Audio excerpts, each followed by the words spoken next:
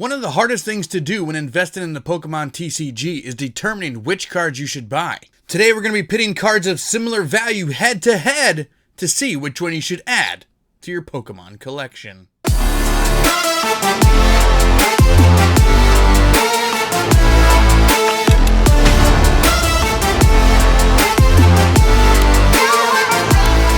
What's going on, everybody? Welcome back to TCG Funhouse, where we talk all things Pokemon TCG. And if you're new to the channel, guys, please drop a sub and smash a like on this video. We post Pokemon trading card related content 3 times per week here on YouTube every Monday, Wednesday, and Friday at 2 p.m. We also have amazing giveaways going on every single month. Right here, you're looking at April's beautiful, fantastic giveaways. Make sure you stay tuned to the very end of today's video to get all of those entry details. We have all been there. We've been sitting on TCG Player or eBay, loading up Pokemon TCG singles to add to our collection.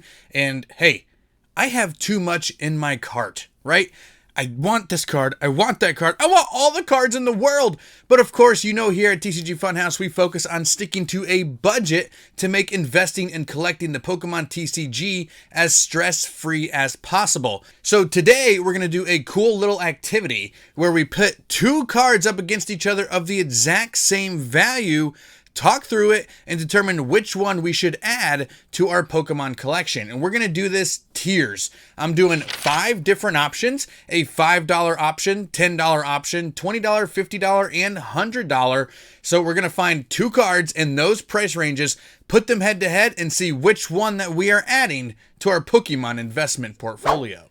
And first up for today's competition is the $5 tier. So both of these cards are right around that $5 market price over on TCG Player, which is where we're going to be getting most of our evaluations from. And we're doing vintage versus modern. We're going with first edition Team Rocket Eevee versus Charizard V from Brilliant Stars, the standard Charizard V, not the full art, not any of that stuff. Both of these cards are right around $5 on market price, and I'm going to tell you which card I would select. And what I want from you guys is down in the comment section below, let me know what card you guys would choose of every single tier and tell me why. I respond to every single comment. I personally am going to be going with the Charizard V, and the main reason for that is it's a Charizard, right? Charizard is the end-all be-all in terms of the Pokemon TCG. Now, I know it's just a standard V card. It's an ultra rare. It's not anything super spectacular. But if you look at some of the other cards like Charizard GXs, Charizard EXs from the X and Y era, they do tend to go up in price, quite significantly more than other Pokemon cards, right? So a lot of the EX Charizards are right around that $10, $11 marker right now, which is like the same rarity as this Charizard V. And that was 6-7 years ago. When you look back at that Team Rocket Vintage Eevee, even though it's first edition, it still is a common card. I still think, I like buying these. I do. I like buying these and adding to my collection. It hits a nostalgia bug and it makes the collection look fantastic. But if it took 25 years for that card to get to a $5 price point, how long is it going to be before that card reaches a $10 price point to where I can probably safely assume that the Charizard V is going to increase in price around that $10 marker significantly faster? You still might be looking at a couple years down the road, 5, 6, 7 years, just like we did with the EXs, but that's a lot shorter than, let's say, having to go another 25 years for that Team Rocket common card to reach the same price. So that's my thought process around the Charizard V winning the $5 round. It's $10 round time, and we're going similar. We're going vintage versus modern once again. And in the vintage slot, I'm going to put up the Typhlosion regular rare from Expedition, and it is going head to head today with the Umbreon GX full art. If you watched my video last Monday, I talked about how I think the Umbreon GX full art is a very undervalued buy right now. And I'm sticking to my guns by choosing that card for my investment purpose right now in this video today as well. And the reason for that is I think it's at its price floor. Sun and Moon, we were getting the Sun and Moon ETB pre-releases. People were actually still finding those at their Walmarts. Like last week, they put out like another very small wave of them, which keeps lowering the price of this Umbreon GX full art card. And as we get longer on down the road and Sun and Moon becomes harder and harder to find, this card is inevitably going to go up. This card was always around like that $20 marker, $18 marker, $22 marker for a very, very long time. And it just has this dramatic spike and decrease in value. Boom, to where now I believe we're at that floor at under that $10, like $9, $9.95, that $10 marker, to where the Typhlosion Rare, it's really not that special to me. It's not holographic, which I'm okay adding these to my collection. I do like adding the non-holo rares from Expedition, but when I'm putting it up against something like the Umbreon GX Full Art, I don't want to say it's a no-brainer, but Umbreon is more of a fan favorite. It's more rare of a card, right? So it's not just like your typical rare, holo, or anything. It's actually the full art version. It's not even the first, like, ultra rare of the set. It's even more rare than that. How many times can I say rare in a 5-second span? I don't know. I can just keep going if you want me to, but I won't. But yeah, I would go with the Umbreon GX Full Art here. I seem to went 2 modern cards in a row, which is, I wasn't really expecting that. But yeah, I think the Typhlosion regular rare just doesn't hold up long term as well as Umbreon Full Art, as it's at its price floor and really has nowhere to go but up. Okay, so now we're getting into the spicy conversations here in the $20 tier. I have 2 modern cards this time, and the 2 cards that are going head to head are the Pikachu Full Art card from Generations, part of the Radiant Collection. That's the card where the 4 Pikachus are kind of stacked up on top of each other. One of the cutest, best artworks of all time in the Pokemon TCG. Going head to head with the Baby Shiny Eevee from Hidden Fates, one of the best, probably the best modern TCG set of all times. Now, again, guys, let me know in the comment section, because this is my expectation for the closest race today. They both fall in this $20 tier. I'm going with the Pikachu Full Art, because it's Pikachu, right? So I do think that both of these Pokemon are really like number 1 and number 2 in terms of the mascot for the Pokemon genre. And I really actually expect to get a lot more Eevee moving into the future. And I think that's a fantastic thing. But the Pikachu artwork is just significantly more unique in my opinion. It's almost like an alternate art, right? So like the alternate art's like really, really popped off here in the Sword and Shield era. And some of these older like XY Sun and Moon era alternate arts really get forgotten about. And this Pikachu card really, really stands out on its own. A lot of people know it as well. It just looks so good in a binder too, I just gotta say. But it is barely nudging out the Shiny Eevee at this point. The very first time that we got a Shiny Eevee on a TCG card was with the Hidden Fates set here. And again, Hidden Fates is going to be remembered as probably like that nostalgia grab for this generation of Pokemon TCG collectors. So this is a very, very narrow win. And I think there's going to be some really good conversation with you guys down there in the comment section of which one you would choose. But I would go with the Pikachu here. I just think it's just long term. It's the more special card at the end of the day. We're keep moving up that price tier, and it is $50. Here at round number 4 is the $50 tier, and both of these cards are just so amazing. And again, we're going vintage versus modern, and we're going way, way, way back to the pretty much the very first holographic card that everybody had for the Pokemon TCG. We're going with the first edition Machamp, the card that came inside the starter deck. The most nostalgic card, arguably, in the history of the Pokemon TCG.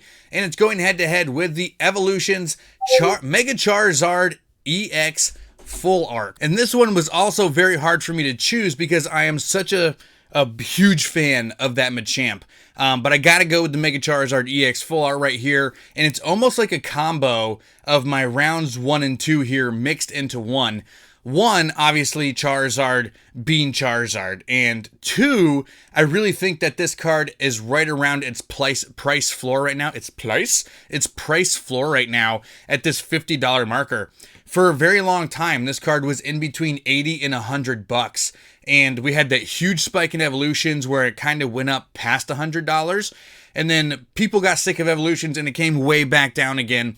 And it farther than it's been in a very, very, very long time. So when you mix that in with the fact that the first edition Machamp is probably the most common holographic that you can find in its first edition form for base set Pokemon TCG. And that just makes the Machamp not carry as much value as a lot of the other first edition holos from base set. And it hurts me to say that because I love that card so much. It was my very first holographic. I'm sure it was a lot of your guys' very first holographic. But in this round, I'm going with the Mega Charizard EX. I think it has the most ceiling potential, and I also think it's going to rise faster than the Machamp will as well. Let me know what you guys think down in the comments. All right, we're in that coup de grace round, guys. That high-end, that high-tier $100 round. Vintage, modern, once again, and we're going back to base set here. Zapdos Shadowless base set holographic card, right around the $100 marker, market price over on TCG Player, going head to head with the Blaziken alternate art from Chilling Reign. Now, a lot of people did not expect this Blaziken to be the most expensive card for Chilling Reign. A lot of people pigeonholed that gold Snorlax in that slot from the very beginning, and lo and behold, like from the first week on, the Blaziken has just been the top dog in Chilling Reign. That being said, I'm going with the Shadowless Zapdos all day. The first time I'm picking a vintage card today, I just think that there's more clout and more substance with the holographic base set Shadowless era cards and first edition, and I likely would have chosen the Machamp in the last round over Charizard if it wasn't included in the starter decks. Now, Zapdos obviously was not included in the starter decks, so getting the Shadowless version of this card over the alternate art Blaziken is huge for me. And the other section, or the other reason why I'm choosing this selection, is I don't think Blaziken is one of the big 5, 6, or 7 Pokemon that people have to collect, right? You got your Charizards, your Rayquazas, your Mews, and things like that, to where those modern cards really, they stretch the base set and they stretch the vintage cards for selection, and I don't think Blaziken quite fits in that realm yet. Maybe one day it will. It is one of the more popular starters, but I don't think it touches some of the big fan favorite top dogs, which makes me go with the Zapdos in the selection. So winning the $100 round this week is the Shadowless Zapdos. So yeah, that's one of our new types of video, guys. Let me know what you guys think down in the comment section if this was a cool type of video. I will continue to do some of the other videos that I have on Mondays, which normally focuses around Pokemon TCG investment, like undervalued cards and sealed collection and things like that. I just wanted to mix it up a little bit, kind of just, tighten the wheels, change, the spectrum of what's happening here on the channel. Add a little bit of flair, a little bit of spice to it. So let me know what you guys think down there. And if you're new, drop a sub on the channel. And if you like today's video, please hit that like button for me. It really, really helps out. And if you didn't like the video, hit that like button anyway, because you really should. I mean, why not? Why would you not? Like, you just should. You just should. But I know you guys are still here this late in the video because you want to get the entry details for the 2 Brilliant Stars build and battle kits. And you know what? I guess you guys have waited long enough. Here they are right now. Thank you guys so much for staying around to the end of today's video to get your entry details for the month of April here on TCG Funhouse. That's right. Boom. 2 winners for the month of April.